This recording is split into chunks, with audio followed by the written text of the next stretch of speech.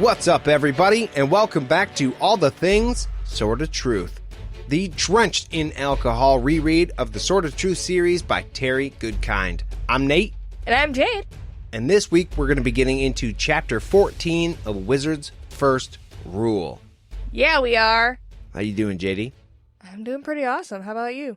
I'm good. Today has kind of been a long day, and I know we're both ready to get into this chapter. Yes, we are. So since we're so excited this week, and there's really no new news, we're just going to go right into our synopsis. You got anything for that? Yes, I do. In this chapter, Richard learns a lesson about boundaries, and he finally gets to use his sword on a bad guy. Yeah. Yeah! I'm sorry, I liked this part a lot. Richard finally gets a chance to do the thing to the bad guy with the weapon. Unleash some fury. Yeah, it all comes together here, and I fucking love this one. Well, let's get there. So, they're going through the dense wood, it's overcast, Chase is guiding them, and there's not great visibility anywhere. No, Chase has them going through a bog, and I looked up on Google what that was exactly, and it's wet, muddy ground, too soft to support a heavy body. So the horses are definitely sunk in here. Yeah, the horses are sunk in, it's muddy, it's wet, it's nasty, it's gross, it's difficult. It's not a nice road trip. Right, there's definitely like down trees and shit in their way. And one of the downsides of being in this nasty terrain is mosquitoes. There are mosquitoes everywhere. Now, I don't know about other parts of the country, but I can say for fucking sure that Michigan in the summer sucks when it comes to mosquitoes. On top of that, it's even worse because Jade and I have a waterfall and pond situation in our backyard, which is very beautiful. But at the same time, them little fuckers come out and they love all the still water. Yeah. And so they drive us crazy. We have to like fog them and it's awful. But that kind of made one part of this chapter stick out to Jade and I. It doesn't bother Zed at all. All of these mosquitoes. He's just like, whatever. Everybody else has their cloak pulled up around them trying to fight these little fuckers off. I just said the F-bomb like 3 times in a row, but I hate mosquitoes, if you can't tell. One upside to it getting cold is mosquitoes. Right. Bye. No more mosquitoes. Yeah. I'm okay with that. I also hate snow, so I really shouldn't live here. But here we are. You gotta love Michigan. Yeah, you do. We got damn good beaches. You can't take that from us. Right. And beer. And the woods. You know what? Michigan's okay. I take it all back. I'm sorry, Michigan. But yeah, Zed's just eating leftover food, like always. He's just munching along the trail, like this horse is gonna lead me where we're going. I don't really give a shit. The one question I had about that real quick before we move on is, wouldn't all those mosquitoes kind of make you worry about a blood fly? I don't know if it was here or if it was later in the chapter, because I remember them talking about mosquitoes more than once in this chapter. But I definitely had that same thought during this chapter. Like, why is nobody worried that these are blood flies and not mosquitoes? Like, nobody's even looking. Because you know how it gets once the mosquitoes come out. You're not looking. You're just swatting. Yeah, you don't even worry about it. You just swat. Whatever it is, you swat. That's how you get stung. I won't even get into that right now. Oh my gosh. But yeah, no, you just swat at mosquitoes. Yeah, so, yeah, I feel you. Sames. Apparently, Chase gives them bigger balls than they had before. Yeah, he's happy that Chase is guiding them. He's happy to have him kind of leading the way. I think right now, Richard feels the responsibility of being the seeker, but it's lessened by the fact that, he has a guide himself that he can rely on somebody else. And after being on the Wizard Rock in the last chapter and going on his last little trip, Richard has a greater understanding for where he stands in the world right now and what role he's going to have to play in everything. So he's not really less scared, but he's more at peace with his chance to help than he was before.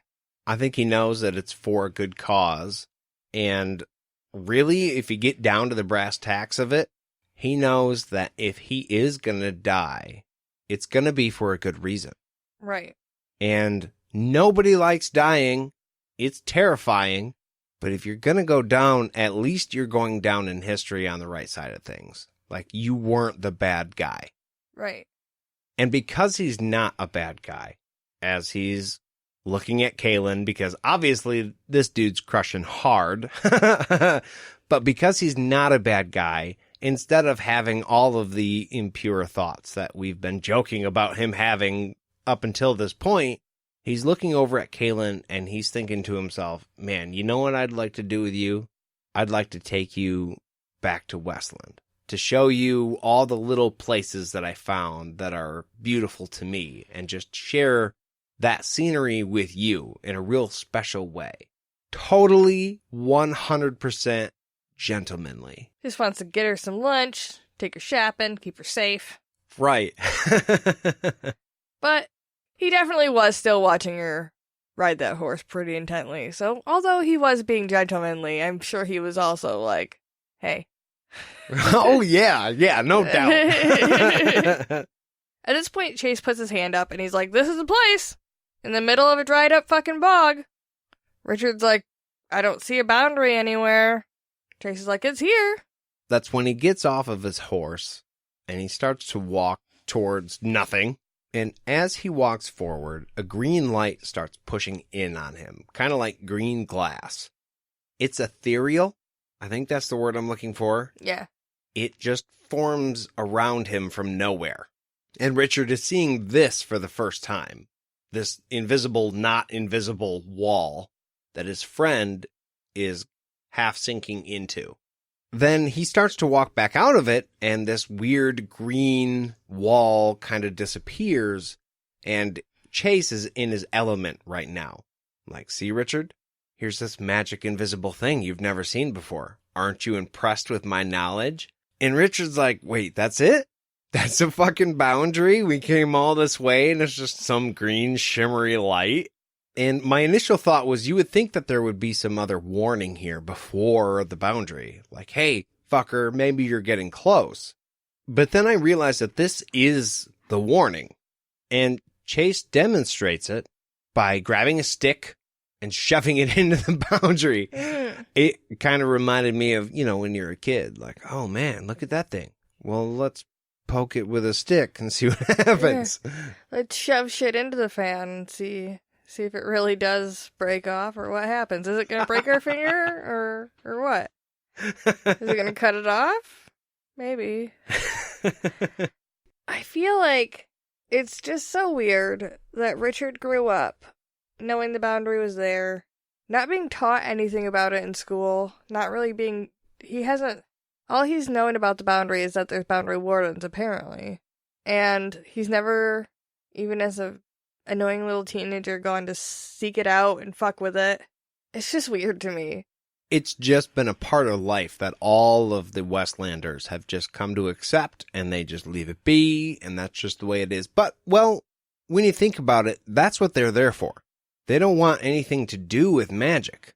So maybe it's just all the same to them. Like, yeah, there's a weird magic boundary that keeps all the magic out. And as long as it continues to do that, I don't really care what the details are. I mean, okay, alright. I see that as a viable answer. There's always that rebellious kid who's like, fuck everybody who told me I couldn't go by the boundary. I'm gonna chuck shit in it. Yeah, because he wants to fight against society. Right. But society as a whole doesn't want anything to do with magic, so they just become willfully ignorant, I guess you would say. So yeah, he'll fight against the establishment. He'll go against the man, but then once he gets to where he's going, he's going to regret it. Or at least that's what the people of Westland think. We know that magic isn't evil. It only has to do with who's using it. Right. I got all the way through a thought. Fuck yeah. But yeah, that stick came back covered in slobber, which means there's definitely something inside the boundary. And it was missing 4 feet. Right. It was bitten off, obviously.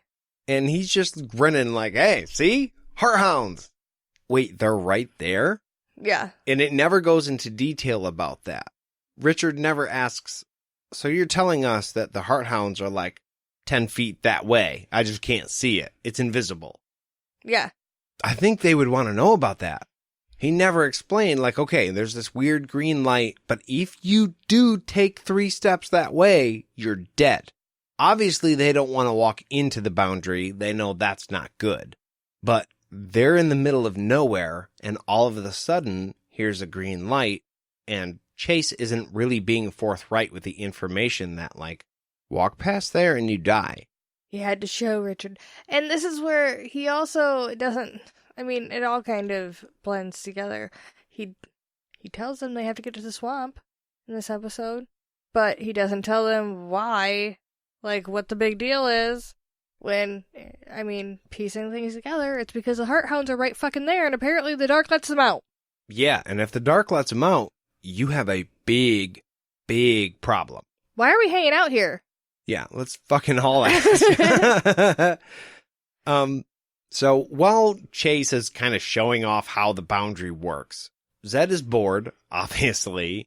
He set it up. He knows how it works. Yeah. And Kaylin, she's just not amused. I thought it was funny how Richard is the only one of these 4 who's like, oh my God, that's fucking cool. Yeah. There's an invisible green wall. What? Everybody else is already way past this. Yeah. It's been a part of their lives forever, and they're like, whatever. Right. The seeker, the hero, he's just seeing this for the first time. They're kind of like breaking him into it. So Chase is like, hey, come with me. I really need you to see how this thing works. They're about to go through it. Right. They're getting ready to be damn close to this thing. And Chase wants to make sure that Richard knows exactly what he's going to do. So he wants to take him close to it.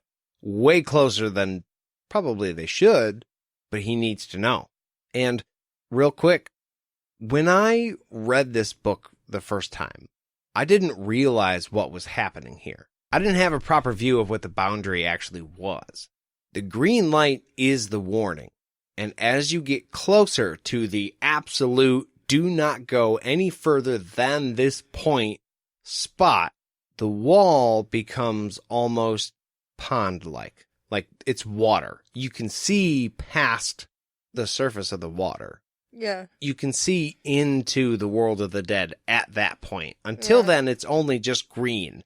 And as you get close enough, it turns into a window. And once you see the window, you can see exactly how far away from the point of no return you are. And you've been hearing the buzzing since way before that. Right. During this reread, I realized what the actual warning was and what the buzzing was and how significant that actually was. As he got closer, those were all warning signs. Dude, turn back now. There's nothing good here. So the closer he gets to this thing, the buzzing, that sounds like bumblebees, gets deeper, and the wood all around him gets darker, and the green glow gets darker, and he can feel the pressure pushing in on him from this green whatever it is. I want to say ectoplasm from Ghostbusters, but I'm sure that's not it. And the wall becomes darkly transparent. That's kind of when you see the surface of the pond, so to speak. Beyond this point in the wall, you can see that there's actually figures just outside of your reach, and those are the dead. Right. And as soon as Richard sees the figures, he realizes that the buzzing he's been hearing is voices of all these figures. Yeah, they were calling to him. They're trying to get him closer and closer to the boundary itself. And he immediately is filled with a desire to go. He's like, fuck the world. And he realizes his dad's down there, and he's like, I just want to be with my dad. I want to go there. I want to be with him. My heart's ripping in two. And he just starts wailing. He feels like he would be safe if he reaches his father. But something is holding him back. I kind of wondered if it meant if Richard